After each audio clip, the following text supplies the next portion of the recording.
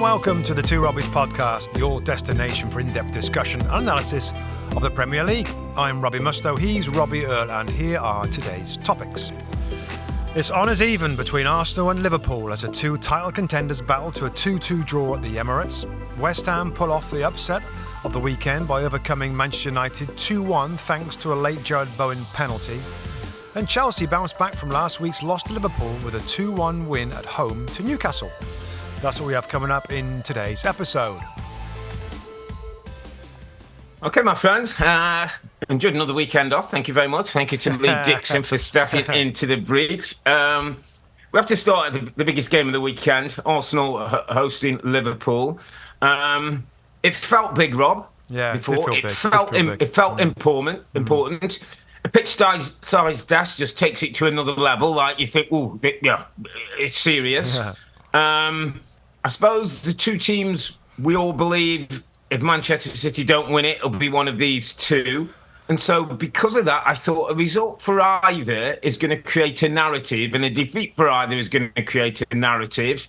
We got a draw, Rob, so maybe not sure the narrative's quite what we thought. Yeah, that's right. But I think we did learn things. I think that's what we were waiting for. We wanted to see how good Liverpool were after a brilliant start to the season, being top of the league table. Yeah. They played well. They won against Chelsea, but there was a few issues a little bit. And we learnt more stuff from Liverpool today, Rob. I thought it did feel big, didn't it? I think because of the league table situation, and if Liverpool had gone there and won, it'd be a 7-point gap, I think, from them, and then 6 points back to City. It ended up being a draw. Yeah. I guess the news, Rob, was Arsenal's issues, and there was good news there, and really, really important good news. Bukayo Saka was okay to start. Jurrien Timber was okay to start, and my goodness, that was important. Before the game, Rob, before I chuck it back over to you, we had a chat in the studio, of course, and I said, this feels like one of the biggest tests for Arteta that he's had since being at the club. The expectation of this season, the problems of injuries and suspension to Saliba, your best defender, and other injury problems, and playing Liverpool that are right there, that can go 7 points if they lose the game. I just thought it was a really important game for Arteta to get his players fired up. Yeah. And to be honest with you, going into the game, I wasn't sure whether it was... I feared a little bit for Arsenal, Rob, given Liverpool's kind of defensive strength and the way that they're playing, the confidence. But I got to say, I thought Arsenal were excellent, Rob, in terms of mentality and start and speed of game and making it difficult for Liverpool to play their football. They pressed them. Liverpool couldn't. Their football wasn't good enough. I just thought, as a starting point of this conversation, mate, that Arsenal were right up for it. And Lee Dixon obviously knows Arsenal better than most people. And he said, I think they'll be up for it. I think they'll be on the front foot. I think it'll get the crowd going, and they did. I thought it was a good day for Arteta. I know they didn't win. Others out there might think that when they've got Liverpool like that they should find a way to win, to be champions. I just came away thinking, wow, that in not ideal circumstances, and I know that all teams have injuries, I know that, but in this game, at this time, against Liverpool, I thought they had a really good performance. I bet I go with you, and the thing that I saw from the week, Rob, was he was very bullish, Mikel Arteta, after Europe. We'll be up for it. We'll be ready. It was almost like he knows this group. And what I thought, Rob, remember last week I said I thought Liverpool's know-how and maturity was of Chelsea. Yeah. I thought today was the first time for Arsenal at Fed Cup was. You could see the work and the development that's happened in that club over the last 2 or 3 years. Because I was like you, Rob. I thought, I've got to be honest, if I had to pick a winner, I would possibly have just gone Liverpool. Yeah, I would have. I think the draw was probably the most obvious. But I think if I had to pick one, I just thought, like you say, defensively, the best back four all in place. Midfield that's been excellent in terms of doing the job, protecting and breaking forward. Front three all can score goals against... You have to say a makeshift back four, Rob. Yeah. Only Gabriel playing in his probably normal position. Partey coming in. Timber has had hardly any football. Yet I thought their start, their intensity, their control of the football, their pressuring and winning the ball back and stopping Liverpool's rhythm was outstanding. I thought was outstanding, Robin, in that first period of the game, and I was blown away with, wow, this looks super, and they get the goal, and I'm thinking, can they go on again? Obviously, Van Dijk brings one back. Yeah.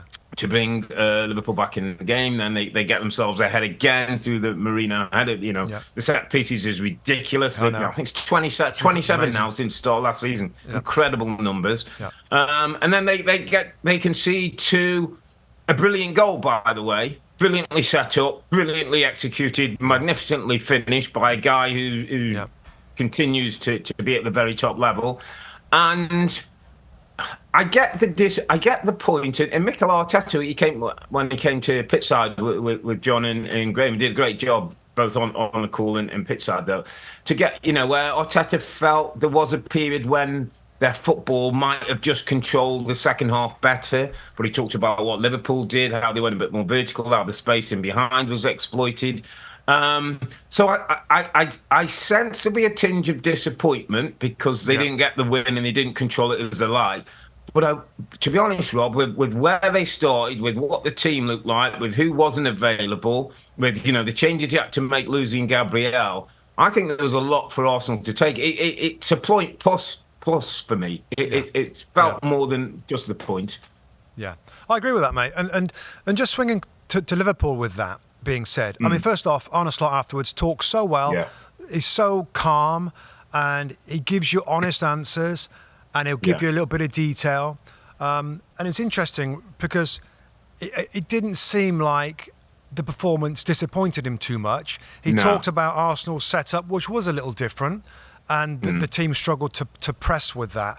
All I would counter to that, and by the way, that's brilliant insight from the manager to say why his team struggled to get close to Arsenal because they were a little different. All I would say, Rob, and I'll ask you about it, is I still felt Liverpool, and I know that they were a little different. Isn't there, if you add some energy and you add a little bit of determination without the ball and meet Arsenal's fire with a little bit of fire, things I've talked about, I've mentioned before about that, would you have expected a little bit more intensity from Liverpool to compete and to be a bit more aggressive in the duels and find a way to break up Arsenal's kind of possession dominance? It's a good question. And in answering, I'll lead you back in a couple of ways. I'll lead you back to the first game of the season, away at Ipswich Town, Portman Road. Remember the first half of the game, Ipswich were all over him, and he changed Canate with Quanta and started winning duels and getting more intense, and they won the game 2-0. I felt it was almost one of them days. And what's really interesting, and I want to go back to Arne Slot, because I thought you and Dicko picked up on it really well. And the thing I wrote about him, Rob, I said, this guy is one of these managers who you listen to, he's understandable. Sometimes managers talk and you're scratching your head like, what game did he watch? Yeah. I don't ever feel that. I think he treats you with respect as pundits or as to the fans who are listening. But do you know what this guy's got, Rob? And I've realised he's got a big presence without having a big personality. Jurgen Klopp is a big personality. Pep's a big personality. This guy doesn't have that big personality, but he ain't half got a presence around him. He ain't half got something where you listen to him, where you follow him, where you go. And where I think something he said, Rob, was about finding out about his players. I think John asked him, where are you now? And he said, are you still finding out about your players? And he said, well, I know that the levels, I'm starting to see more as a group in training. I found out their mentality, he said today, when we were 2-1 up against Chelsea last week and when we were 2-1 down against Arsenal this week, which I thought was a really insightful thing to say. But the other thing, I think, Rob, what came out to me today was, this is only 9 games this guy's been in charge. Yeah. Let's see after 19, after 90.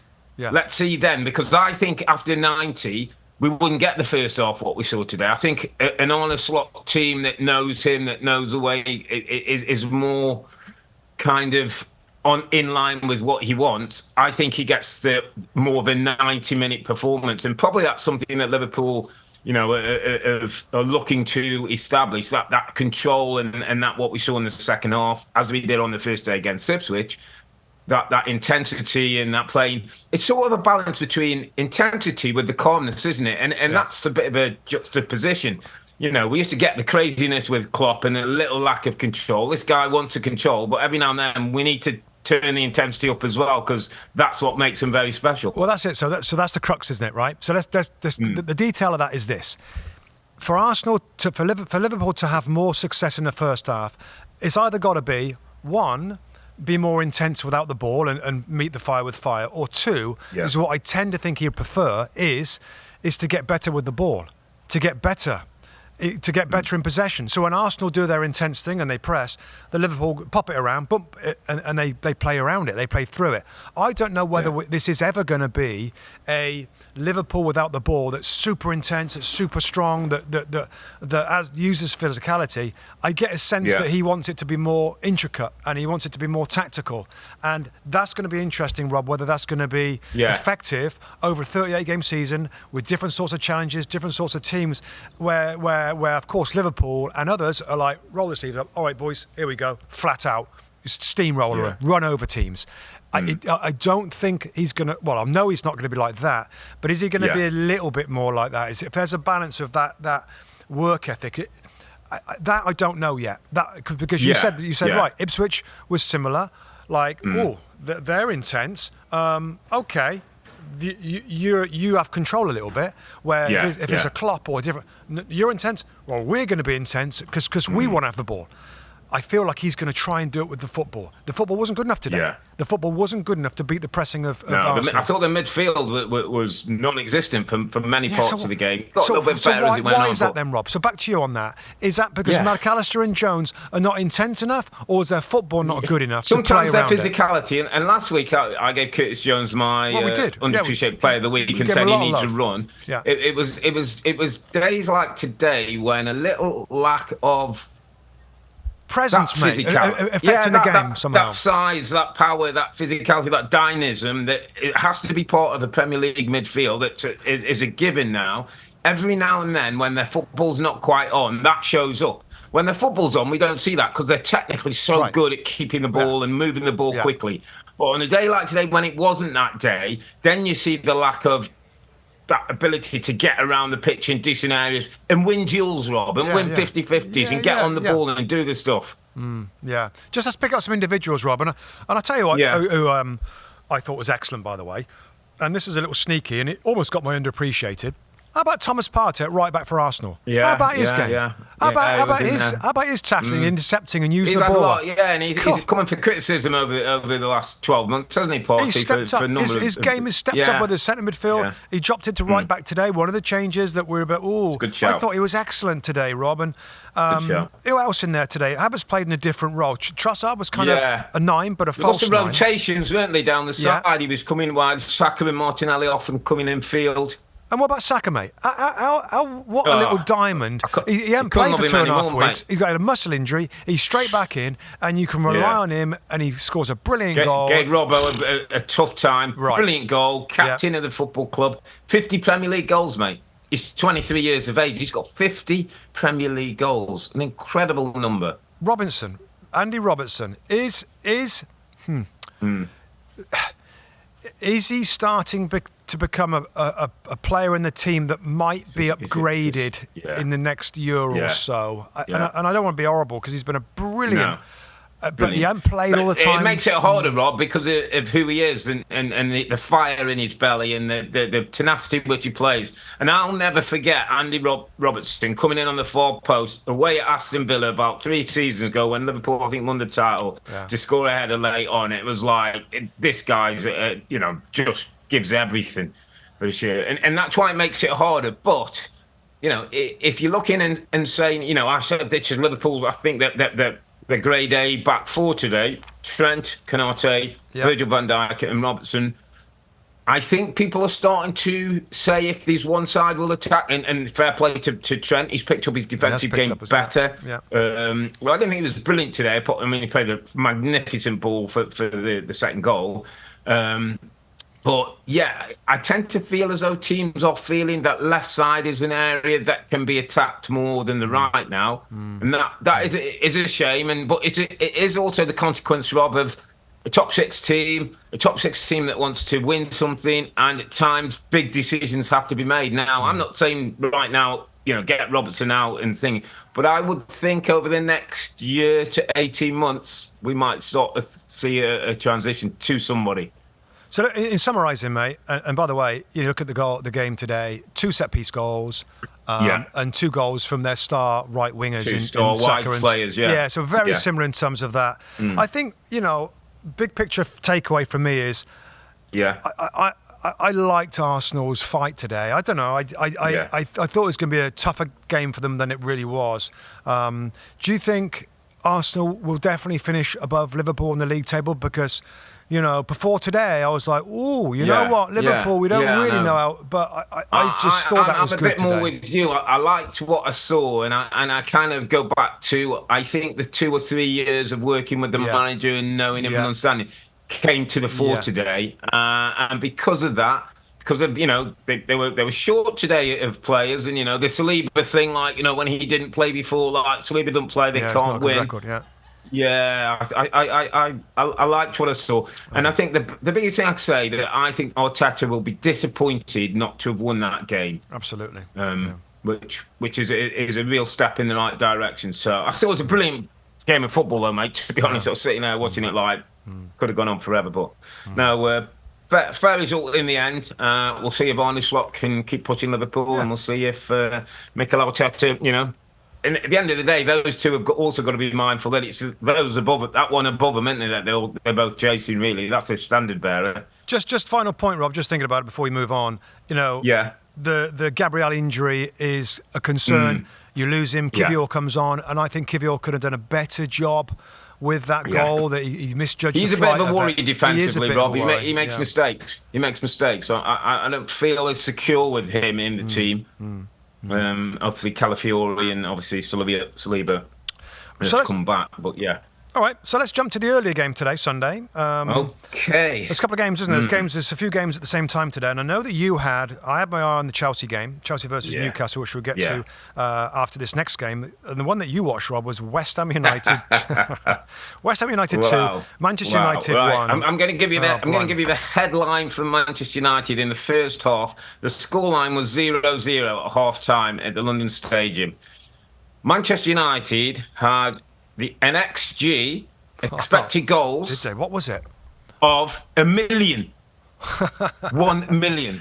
I mean, I saw the data. We saw the highlights. We did all the highlights and stuff. But Rob, let me tell you conservatively, and I'm being honest on this one. Conservatively, if Manchester United were 3, if not 4-0 up, you would have said, well, they didn't take all the chances.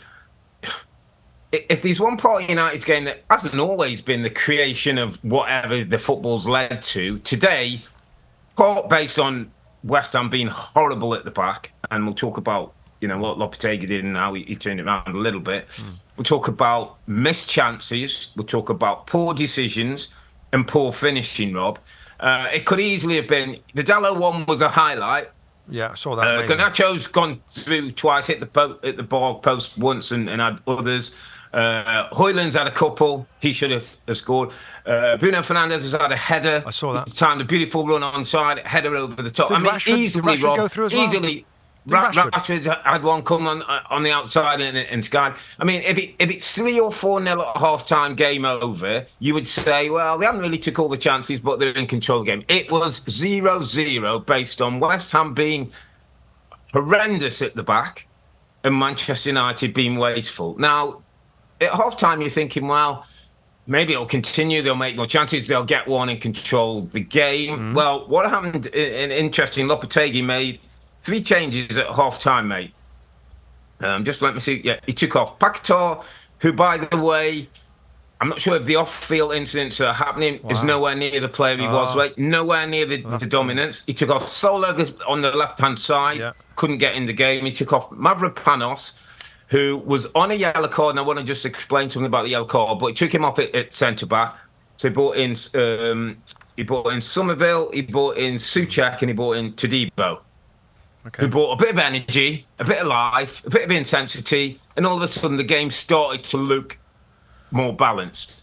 And then West Ham get their goal through Somerville. United equalised through Casemiro, and then the penalty was given, Rob, which I will talk about it straight away because the on-field referee didn't give anything. Play went on for 3-4 minutes, and then it was one of them VARs. Said to the referee, we'd like you to come to the side and have a look at this. He looks at the monitor, and it took a while. It was shout of whether there was a handball in there or what. It was delit on Danny Ings, who'd come on as a second off sub as well, and it was deemed a penalty. I've got to be honest, I thought it was a really harsh decision. Yeah. I didn't think it's a clear. When we're talking clear and obvious, when we're talking the high bar, it didn't feel that. It didn't feel that to me. I've got to be honest, and I think in that Erik Ten Hag does have an argument. I know after he said about the injustice and every team can talk about that, but I thought it was a little bit harsh, and I was surprised. Well, the moment the referee goes over, it sort of gives you at least, 50, you're 50-50 at best. And then he was there a while, and it seemed to me that VAR convinced him it was a penalty. Bowen takes a penalty. West Ham get the win. Another terrible day, you'd have to say, for Manchester United, Rob. Now, I've got some things here, and obviously I wasn't in studio, so I'm making my notes home, and I want to come to you with them. Today, Manchester United must have created 8 or 9, what I would say good, really good goal-scoring opportunities, right? So that part of your game, however it's happened, whether it's their poor play, whether it's West Ham's poor play, but that happens. So that part of the game, I've got to give a tick to. I've got to give a positive, Rob. But I'm trying to look, and I know Bex and you and Lee talked a little bit about Ten Hag, and every question's going to come out. It'll be all over the back pages. Is he keeping his job? How long? When I look at the group, Rob, and I think, okay, what are the elements in a team? What are the elements of a club, of a manager that stand you in good stead? And a ticks that you say, okay, that's a tick. That I'm looking at team spirit, and I've got question mark. I've got style of play and structure, question mark. A little bit of structure against Palace wasn't missing, and we thought, oh, this is a step forward. Organisation when to press, question mark. Possession. Question mark. Creating chances, I'll give them okay today, but they scored 8 goals, Rob. Not good enough. Game management, question mark. Resilience, question mark. That's a lot of question marks. There's a lot of question marks. There's not many ticks, mate. So in terms of what Ten Hag has brought to Manchester United, what Manchester United are about, what are the ticks that we can give to Arsenal? These are a couple of question marks. So we give to Liverpool, these are a couple of questions. We give to Chelsea now, these question marks. What are the ticks we're looking for this Manchester United now at Ten Hag, mate? Because today against West Ham, that game should have been done in the first 45 minutes. The penalty is a bad decision, and I have sympathy for Manchester United fans and the manager because I thought that was a harsh, and maybe with a point it looks a bit different, but it doesn't still go away from my question marks based on where this thing, and we talked about Erik Ten Hag's got to have progress, Rob. There's got to be progress as we go. Yep. Listen, on the face of some of that, right, if you think the penalty was very harsh, and they had 4 or 5 great chances, and they missed all, pretty much all of them. I mean, that's not. I mean, Ten Hag, he can't. He's not there to stick the ball in the back of the net. I mean, players have to take some of that responsibility. Now, correct. We've spoke Man United every single week, and you know where I stand on it. I was asked a question again today in the studio by Rebecca, and this is the question that's going to be asked every single time when United get a bad result. You look at the league table, and it's a shocking look for Man United to be 14th in the league table with 11 points after 9 games. Now, the question is, does he get fired? And again, I ain't going to change. I'm not changing what I feel about this, and I said it before, and I'll say it quickly again. You decided to back him in the summer. You gave him new coaches that have come in from different countries, and here's your new team. Here's a new lot of players that we have the support and the expertise of the new directors and technical staff, the staff behind. There you go. Go and with this new stuff, go and make something happen. Now, for me, after 9 games, I don't want to see that. I want to look at it in Christmas time. All right, how are we doing? How is this newness going now? Because there's quite a few games to play. Is there progression? We've got another 8 or 9 games. Let's get to somewhere around there. And by the way, of course, in all of these, it'll be like 18 games or whatever. that's all evidence, Rob, right? And then they look at it and say, okay, that's a good amount of time. Are we on the right path here? Are we going? Is this looking like pretty good? And there's some good signs here. And we've seen this with different managers that have shown that, and he hasn't yet.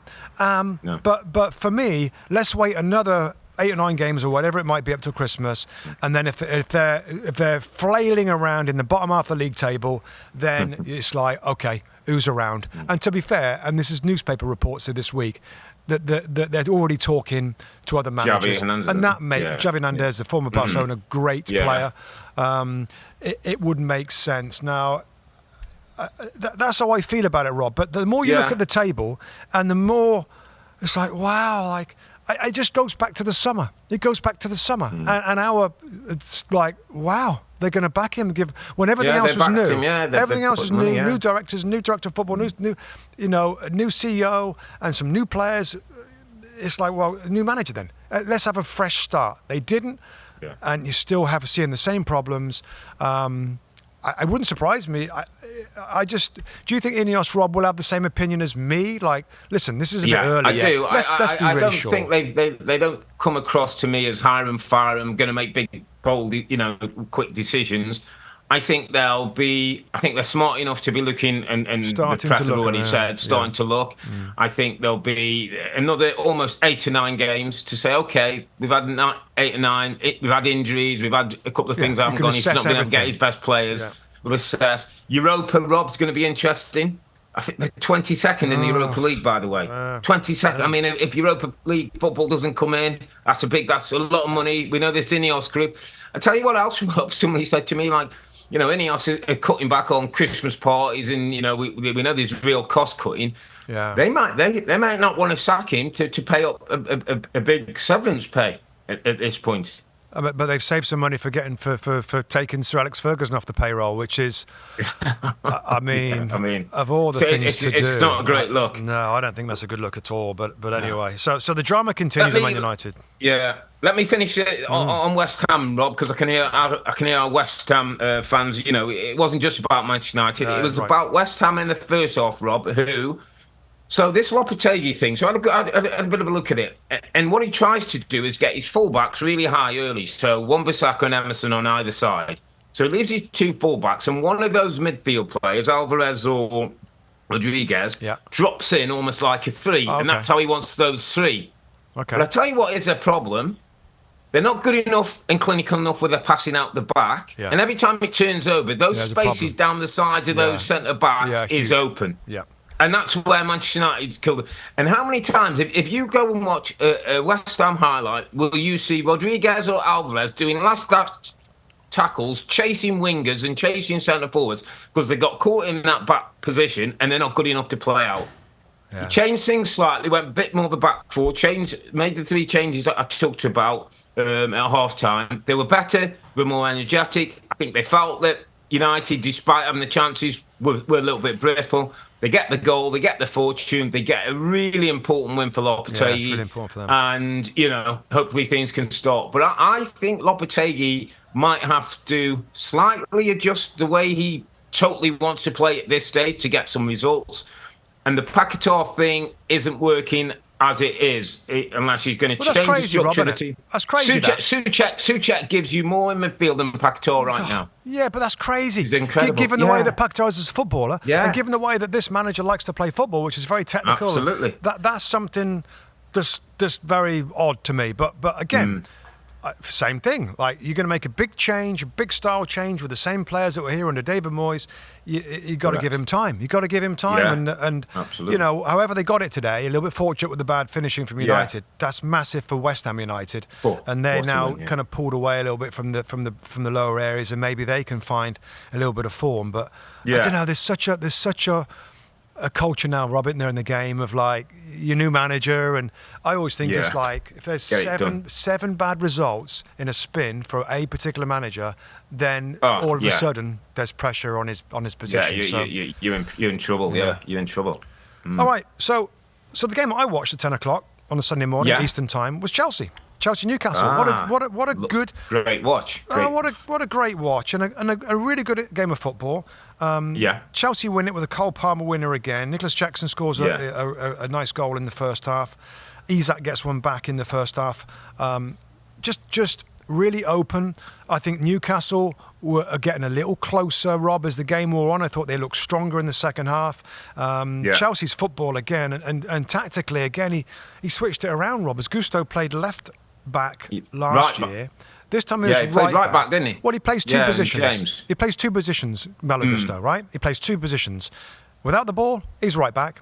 With the ball, he's a right-sided midfield player. And by that, I mean a number 8. And by that, I mean you play a 3 in midfield, you have a number 6 who's the deeper, central guy, and you have a number 8 on both sides of him that get up and down the field. There aren't many times that you get a fullback doing that role because it's so high. He gets higher than Caicedo and Lavia. I mean, that's Rico Lewis territory. It's almost like a 10. Rico Lewis or Udogie, Spurs fullbacks kind of played really high as well. So he changed it. I thought that gave Newcastle some problems. And also, Rob, just on Chelsea, we all know about Cole Palmer. We all know about people like Madueke and Jackson. I'll tell you what's happening slowly at this club as well. They are becoming pretty strong and physical. Lavia and Caicedo is the two players that hold, because Malo Gusto plays the higher inside position and Cole Palmer switched to the left side, inside forward. That's quite a nice strong base, that. So like most of the progressive teams right now, they build up with 3 at the back, with two players, and then almost like a 4 behind a 1. That's how, and that's how Chelsea do it. They do it differently because of Gusto. I just, I'm a nerd for this stuff, mate. And I just enjoyed the difference of that. But Newcastle, they don't change too much. They grind away. They're physical in midfield. I thought fair play to them. They kept going. They know Anthony Gordon. He missed the game with I think a groin injury in training. Harvey Barnes did his thing on the left-hand side, and Isak gets a goal. Isak had a chance, Rob, late on. I'm sure maybe. I saw, where he went and the keeper had a couple of options to maybe play Joe Ellington. He didn't. I think he was so. I think when you go past a goalkeeper, Rob, you're like, I just got to. I think he was so focused on this has got to be easy for me that he didn't quite get his head up. If the goalie would have on his line, I think he would have looked up and saw a couple of players inside. So that was a chance for them to get a point out of the game. So a fascinating game. As we said with Chelsea, Rob, they're going to be entertaining. They're going to be expansive. Absolutely. They're going to be good going forward. There is going to be moments where they're going to get caught out a little bit, and it happened today against Newcastle. But just a game that I liked, and that my takeaway is more of the tactical stuff. It's like good, but the physicality actually, and the pressing, and the work without the ball for Chelsea was like, wow, that's impressive. It's a good game. Really interesting as well, Rob. Next weekend, next Sunday, they go to Old Trafford, which is going to be very, very interesting. Well, I fancy Chelsea right now. It could be slightly embarrassing if Chelsea get hold of the game. A couple of things I take away. Nicholas Jackson, Rob, 6 goals, 3 assists in 9 Premier League appearances. I mean, incredible return. Cole Palmer, 7 goals, 5 assists. This season. I mean, incredible. And a question that was thrown out, and I'll chuck it at you, my friend. Who did it best in terms of assists? Cole Palmer for the Chelsea goal to Neto, or Trent Alexander-Arnold to Darwin Núñez? Whose assist was better? Well, the key pass, isn't it? It's a key pass, isn't it? Because it wasn't an assist, it was another pass. The key pass, that opened up to for both of those goals. Which was similar in the way that they were finished. Yeah, really great, 2 really great passes. But for me, it's actually by a distance Cole Palmer.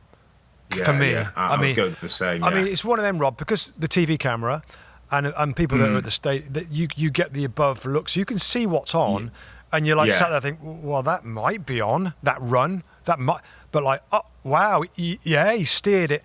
It was an incredible ball. I think it was probably the pass of the season so far. I haven't seen a better weighted vision. Unexpected, understanding. Wow, he's going to hit that. And he didn't even. The thing I looked, because I watched it 2 or 3 times, Rob, he's obviously surveyed it very early, because the moment that the ball's coming into him, he never has another look where Neto is. Well, he's not checked his shoulder late, just as he's already scanned way early and got the whole picture. And then turned, pushed it out, played it with the right weight, the right side of him. I mean, it was. Also, what makes it is Pedro's speed. And Dan Burn, who's inside tracking the goal scorer, is thinking, Cher's going to get across and make the tackle. But Neto's so quick. And then Neto knocks it away from Cher, and then he's out. Jackson's away, and once Jackson's away, he's not catching it. And he finished it nicely. So it's a brilliant goal. Cole Palmer, I mean, lovely goal. Gosh, that ball. Chelsea, I look at some of the teams, Rob, and I think from start of the season, Forest will talk about them, and the Chelsea fans must be pretty happy with the way things, because it could have gone a number of ways, couldn't it? This, and it's so different to normal Chelsea. Because it's normally exciting. Yeah, they usually buy the finished product, the experienced player, and let's go and win. If we don't win, this is so different for them. And I think so many Chelsea fans would have been like, I don't know about this, like all these young players. And we've said it before, like, wow, this is. But my goodness, you think about those Paul Winstanley and Lawrence Stewart, the director of football, to continue to buy young talent. And the biggest part of it was, wasn't it? And sacking the manager and saying, like, big call. Owners, we don't think Pochettino's the right guy. We think Maresca is. Massive call. Big call. And so far it looks... I said to Rebecca today, like, I feel like this is the most exciting project in the Premier League right now, given it's not really been done before, this amount of young talent come in. And Maresca's getting his word across brilliantly. Great game. As well, what was great, Rob, as well, just finishing on Chelsea, like this week they go into Europe and he leaves 4 or 5 of his big players at home. Well, he left 11, Rob. He changed 11 players. But there was, there's few on the bench and whatever. But what I'm saying is this whole thing is like properly planned. So we come back to Premier League, we go strong. We go into Europe, certain places. I might not have to take Cole Palmer, I might have to take Jackson. There's Nkunku, there's Felix, there's Moetti. Two full teams. Two full teams. They made 11 changes for the European. Yeah, very clever. Really smart. Really smart business. Yeah, well done. Okay, mate, we're going to move it on quickly to a few of the other games because we've spent some time on those 3. Crystal Palace getting a much-needed 3 points. First win of the season against Spurs. Big JP Mateta's back in the thing. What a beautiful flick from Eze to give him the chance. Big man smashed it into the back of the net, and that was enough for the 3 points. You could see the relief on Glasner's face when the final whistle went. It just, I've never felt Palace were in serious trouble, and I never felt there was any real pressure on Glasner, and you just feel that they'll work their way into a bit of form and getting a few results as the season goes on now. Yeah, so really important for them, absolutely right. And that Eze touch was magnificent. I mean, Tottenham, Rob, looking at the table now, and it's nine games in, and we know that after 10 games, the stats and the people will tell you that the table really settles down after 10 games, and there isn't a ton of movement for the rest of it. We'll see. They're 8th, Tottenham, 13 points, kind of a long way away from the top 4. I think we all expect them to kick on a little bit, given last year, and a good first season for the manager. So there's no pressure there, but it's like, I thought they would have been better, and I thought they'd have been better in this game, and I strongly fancied them, to win this game. To get something, so that's a bit of a step backwards for Ange and his team, but my goodness, we know some Palace fans and ones that may or may not be in the studio, and they were very, very excited about that victory. So well done, Crystal Palace. Good 1-0 win, clean sheet, and Mateta back on the score sheet. Let's go to the Etihad, mate, where in 5 minutes Erling Haaland had out-strengthened Southampton defender to get his goal. Not too dissimilar that we've seen. I mean, incredible numbers that this guy's just returning.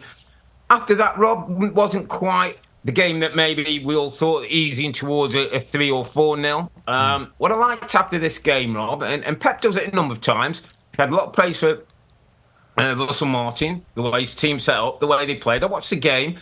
Southampton were decent in possession. Stopped City getting the rhythm. City weren't at their imperious best. But there was enough half chances for Southampton. I think it's Archer at the bar. Armstrong hit one straight. The keeper Rebo came on late and had a chance. It was one of those games where City were never that comfortable and never got the second goal. And it was one of those situations, Rob, where we often hear Pep talking about other managers, and often when he's beat them, usually, and he says nice things. And on this occasion, I actually thought he was being very honest. I thought it actually reflected the game. I thought Southampton played a decent part, and if they can play like that and have that kind of focus and sort of possession, they could be okay. I know it's a tough one. But what it did, Rob, and Pep said something about, he said, the last 2 games we played, Wolves, they've won 2-1 late Stone's header. We beat Southampton 1-0, couldn't get the second. And he said, if this is the standard of the Premier League, this is the quality of the hardest league in the world. And it took me to a thing where I thought he was being very honest and quite complimentary to Russell Martin and the league. And I also thought, Rob, that in my head, right, there is no more Sam Allardyce's and Tony Pulis's and parking the buses. These young, smart coaches, and I'm talking Russell Martin, I was thinking like Gary O'Neill, I'm talking Kieran McKenna, who are having teams down there, Rob, who are going to play, who are going to try and play the way out. Now, my question to you is,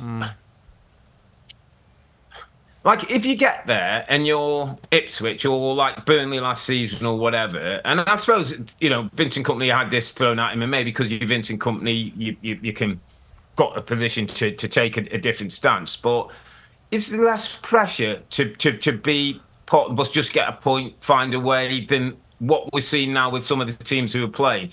I mean, the game's changing, isn't it? And the challenges are different. It used to be like bank of 5 at the back, 5 centre-backs across the back, head it and kick it and get it out. That isn't necessarily the way that football's being played now in the Premier League. It's not. I mean, Rob, this conversation is a whole podcast on itself, isn't it? Yeah. It's strategies. We won't get into the too detailed right now. Yeah. But, I mean, Russell Martin, they've lost 8 out of 9 games, Rob. They've lost 8 out of 9 games, Southampton. Yeah. And Pep praised them today, saying that Southampton, they defend with the ball.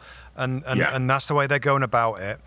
And I love a manager trying to play and be proactive. Like we're going to find ways to create and score goals instead of let's sit back, let's hang on for. And there's no. By the way, if Southampton went pragmatic and they went 5-4-1 and they just blocked it up and hit the ball long, there's nothing guaranteed that they're going to be any better than 8 losses out of 9. Results. So I just think there's got to be. There's got to be a time, Rob, maybe after 10 games, where you're Russell Martin, where you say, okay, we're in a bit of trouble. We might have to not do certain things. Whether they just say, you know what, let's play a long ball for a goalkeeper kick, and then we're up the park, and then we get second ball, and then we play. We don't try and play out from the very, very back, which is difficult in this league. Again, it's a complicated. I admire him for sticking to his guns, but a part of me is like, at some point, and that might be in the next 2 or 3 weeks. Yeah. Well, listen, we got to change it because I wanted to do that, but I don't know. If he's built his club and the club have signed players for that style, a bit like Burnley last year, then you're married to it. I just think there's got to be a bit of room, Rob. If you're a coach, something, just a little tweak. I don't think you can be that stubborn, can you? You've got to do something to try and get better results, whatever that might be. But no, big words from Pep for him at the end. Really, really big, strong words. Yeah, really good. Yeah. And it probably gives him a little bit more confidence and belief in what they're doing. But as you say, you've got to be effective. It's got to be effective as well, Rob. It's got to be effective. You've got to get points. Got to get some points despite, decent performances. But I thought it was an interesting kind of sideline with the City and the teams at the bottom and how you face them and how you try and nick some points. It was a weekend of late goals, mate. Plenty of injury time goals, subs coming on. Aston Villa won, Bournemouth won at Villa Park. I mean, things flying for Aston Villa at the moment, and they get themselves 1-up through a Ross Barkley, 76 minutes on the clock. Probably think that's going to be enough. And then, I mean, literally the last touch of the ball, Evan Nielsen with the header from the ball, and I think it was Tavernier who put the ball in, and Evan Nielsen with a really great header to beat Emi Martinez, enough to give Earle a share of the points at Villa Park. Yeah, it was, and we were with Lee Dixon in the studio, of course, the ex-Arsenal great defender. Yeah, and we're just trying to think about that goal, like from there. How can you stop that? Because the goalkeepers, he sees Evan Nielsen go and head the ball. He's got to kind of think, well, he can only from there, because he's almost past the near post. He can only really score on the near post. Yeah, he's got to be close, because he glanced at, he's gone the other side of the goal, and it's hard to get across. Maybe the defensive line on that set piece could have been further away from goal, pushed him away. A bit higher. So the header would have been from further out. He might have got across to save it. I mean, just a blow for Villa, because things have been going so well. And I think, on the back of Champions League games, this is where we're looking for some issues, but it was a strong team. McGinn was back in the side. He got a disallowed goal, didn't he, in the game? I think, in the first half. Right, They got a really strong bench. You look to their bench, you look at the so again. You think, God, they got so many players to come off that bench and do well. And Matson came off the bench, and Leon Bailey came off the bench. Barkley scores the goal. It really was a weekend of subs having impacts, and maybe that's natural when you've got 5 of them now to come in.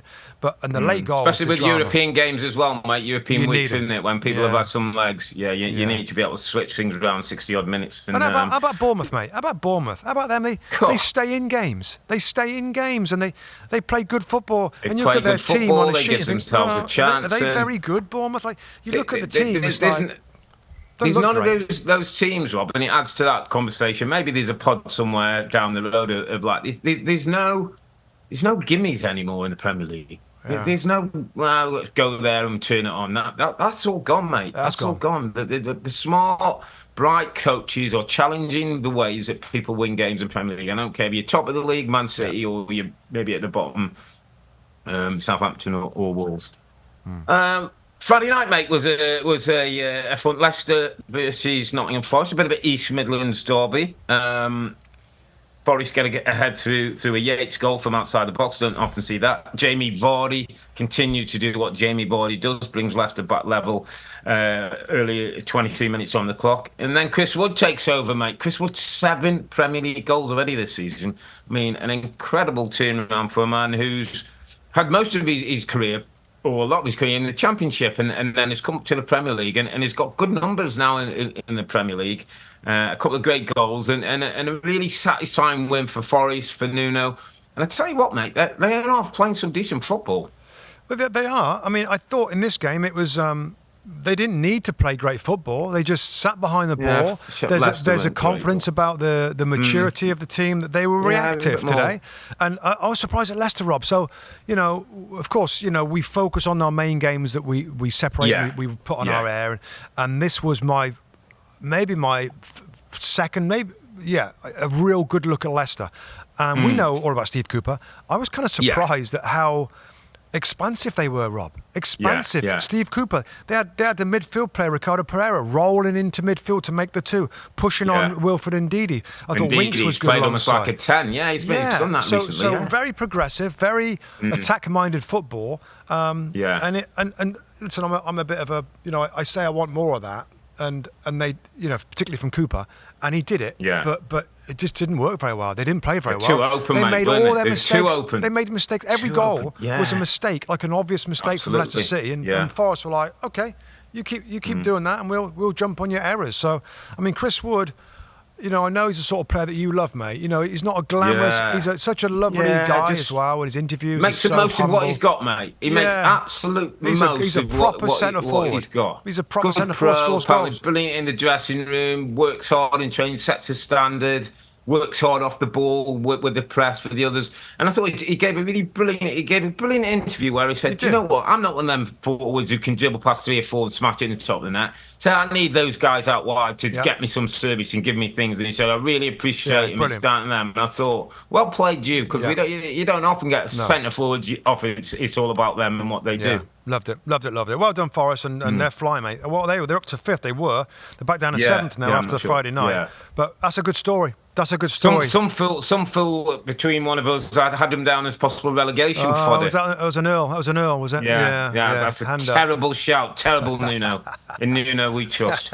Let's go to Brentford Ipswich, mate, because Ipswich go 2-0 up. Think that wow, is this the first win of the season? Then Smolik and Hurst get the 2 goals. 31 minutes on the clock. They're 2-0 up. Concede just before half time. Wissa. And then Clark with an own goal. A terrible night for Clark. And then into the second half, Clark gives a penalty away. So Bournemouth scores the penalty. Delap gets one back. Lovely finish comes on and sub gets one back. So we're 3-3. And then the Bournemouth last goal, mate, was...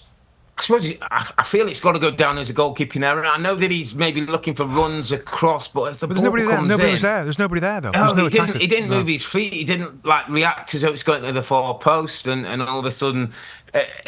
it must be so disappointing for Kieran McKenna and this team that seem to do so well, that score a number of goals, look like they've got a bit of threat, play decent football, but just can't find a way to finish things off and get the 3 points. I mean, I was doing the highlight on this, mate, and as as you know, I mean, sometimes we don't have much time in our broadcast windows to go into much detail with a highlight. We haven't got a lot of time, like we're physically, because game's starting and stuff like that. Yeah, you got doing 2-3 this minutes, highlight, right? When they're quick fire goals, and there's a penalty, there's a red card, then there's another goal, then they hits the post at the end. It's like what? It's so much went on in that game. It really was. And Harry Clark, Rob. Own goal, gave a penalty away and sent off. Right. Red card. Apparently, there's only one other player that's happened in the Premier League, and does Robbie Jan know? Bednarik. Jan Bednarik, mate. I knew you'd know. Come on. A to Z, Robbie. You got to be better. Yeah. That's. Jan Bednarik. Yeah. It wasn't great. Okay, but no, crazy game. I mean, absolutely crazy game. Ipswich, but. Wow, well done, Brentford. They found a way to do it. What have we got left? Brighton 2. We've got Brighton, Wolves, another late one, late goals. Brighton get themselves 2 up. Danny Welbeck stretched it off last week, gets another goal. I think 6 is it for the season for him. And Evan Ferguson back to the team, he gets another. So at 85 minutes, Brighton are 2-0 up, and you're thinking done and dusted. And then this Wolves team, I still think Wolves are better than them. The points in the way they play. Aitnery smashes one home, probably thinks it's consolation. And then there was a break situation, wasn't there? So it was Brighton breaking 4. Yeah. Brighton forwards against one. The Wolves player gets it, plays it forward to Cunha. Cunha runs down the line, almost looks for a couple of passes, nobody there, smashes it in, deflects, finds the back of the net. The scenes after that, mate, of the away fans of Wolves who travelled all the way down to Brighton, that's football right there. That moment is all we love and go to football for. Yeah, I mean, we were lucky this weekend. Sometimes we get asked after the big window of games happens, and I think it was obviously yesterday, and it's like, wow, this league, it is so competitive, and the late goals were astonishing. That was one, and then of course the last game for us to quickly go over, Rob, is the Everton, and another late goal, and a substitute and better that comes on. I think it's 90 plus 4 minutes. Yeah, he scores the goal there as Fulham went up first, of course, with. Alex Iwobi. I thought Fulham was so good, and how many times on this podcast, Rob, we said Fulham fans were so sorry. Like it hasn't been a main game for a little while. This was our chance to see him. He deserves some credit. So absolute credit. He's got him playing really well. He's got good possession. They got a good press. They've got nice variety out midfield in the wide works areas. Really well. Yeah, it's got. And it's interesting, Rob. I don't know if it's happened before. We've got our underappreciated performers from 2 teams from this game. Do you want to start me off with who you thinking for Fulham? Yeah, my underappreciated performer this weekend is Emile Smith-Rowe. Emile Smith-Rowe, and I know he was quite a big fee to Fulham to buy him, but I guess, treasured enough at Arsenal for him to be part of the Arsenal team going forward. I thought it was always going to be a great catch or a great get for Fulham to bring him in. But the way he played in this game, he did amazingly well for their goal, for Iwobi goal, the 2 Arsenal old boys combining. Yeah. But Emile Smith-Rowe, Rob, I think is a really, really interesting top midfield talent. And the way that he can dribble past people, glide past people. I just looked at him and thought, you know what? I think he's a little underappreciated, Emile Smith-Rowe. Yeah, and maybe the Arsenal fans say, well, no, we appreciated him. But there was a period of time where he was out injured. He gets fit again, and he's on the bench. He couldn't get back in the team. And I thought, but they let him go, and he's thriving. I just think he had a brilliant game. So that's mine. It looks to me, Rob, like sort of great attitude. And you look at, say, Nketiah, who's gone to Palace, things haven't quite worked for him yet, and things have been stuff off. This talented. Kid's gone, looks like he's got his head down, he's talented. Looks like he could come again, Rob. He's one of them I think could maybe come again if things go well. So it's a really good shout. Yeah. Now I'm going to go on to the other team, to Everton. My underappreciated performer of the week is Beto, my friend.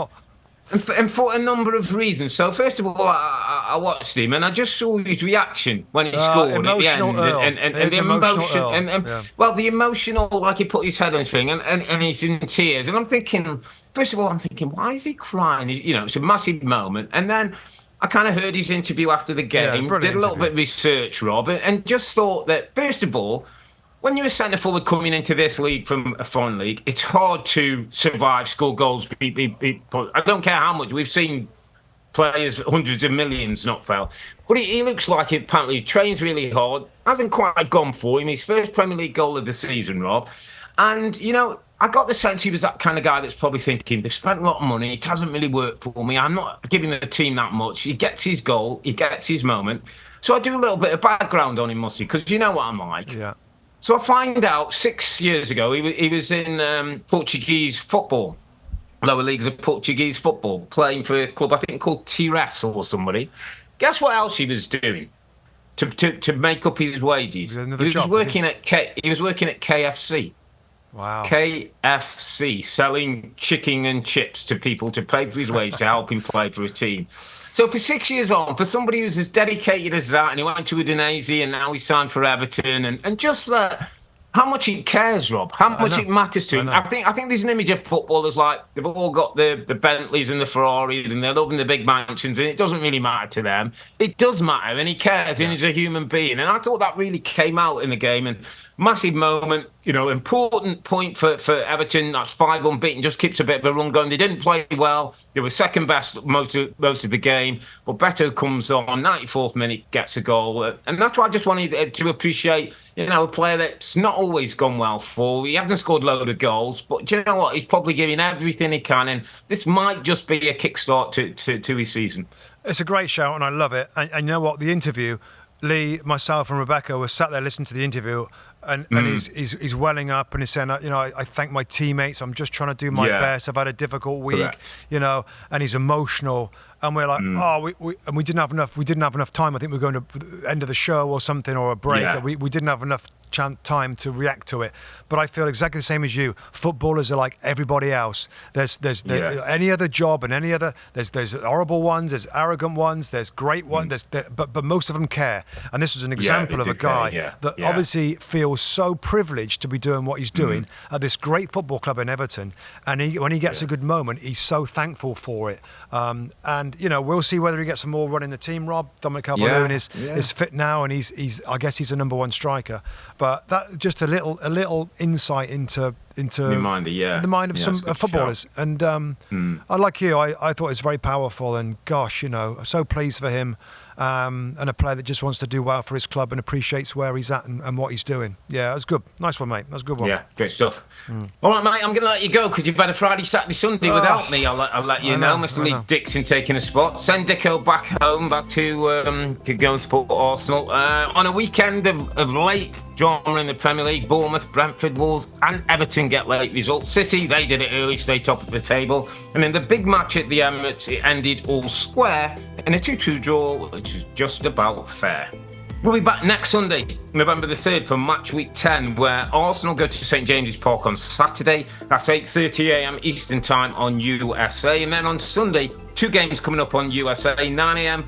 Spurs host Villa, big game there. And then we talked about it already, Manchester United take on Chelsea at Old Trafford, 11:30 Eastern Time on USA. But for now, I'm Earle, he's Mustoe, together with the 2 Robbies. Thanks for watching and listening. Be safe, stay healthy. It's a good night from me. And it's good night from him. Good night. Good night.